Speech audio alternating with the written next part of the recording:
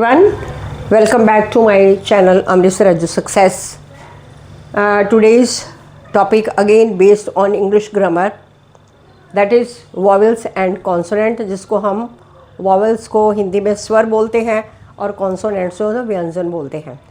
इनका रोल हर इंग्लिश में और पंजाबी में और हिंदी में इम्पॉर्टेंट है.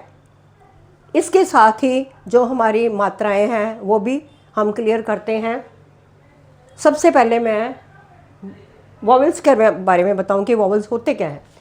Actually vowels are special speech sound, जो खास किस्म की आवाज़ें होती हैं या लेटर्स, अक्षर होते हैं जो कि हम मुंह खोल के बोलते हैं और हमारी जो अंदर की हवा है वो बाहर आ जाती है.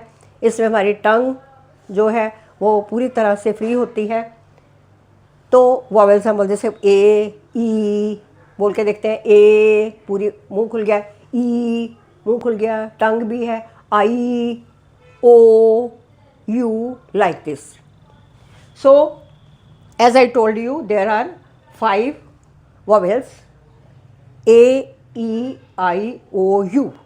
ए फॉर ए हिंदी में, ई फॉर बड़ी ई, I for I, O for ओ छोटा ओ और यू फॉर ऊ.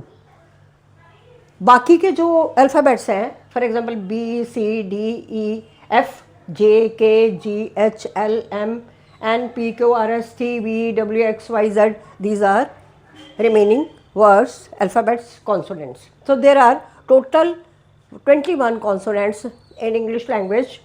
So briefly मैं explain करना चाहूँगी कि इसके साथ रूल्स कौन सा लगता है कि वॉवल्स के बाद कोई भी कॉन्सोनेंट हो तो उसके जो, जैसे है cat, C A T cat. So A जो है, अगर 2 कॉन्सोनेंट्स हैं बीच में ए पड़ा हुआ है तो उसको हम कैसे प्रोनाउंस करेंगे? Cat, A cat.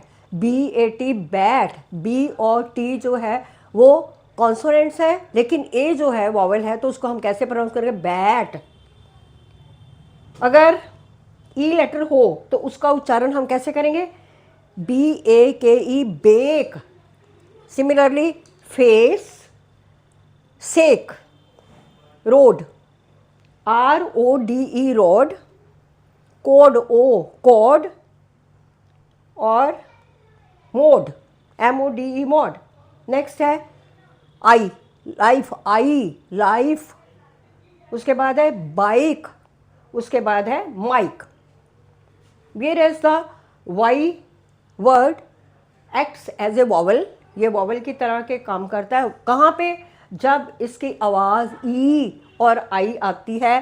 For example हम बोलते हैं स्काई, स्काई.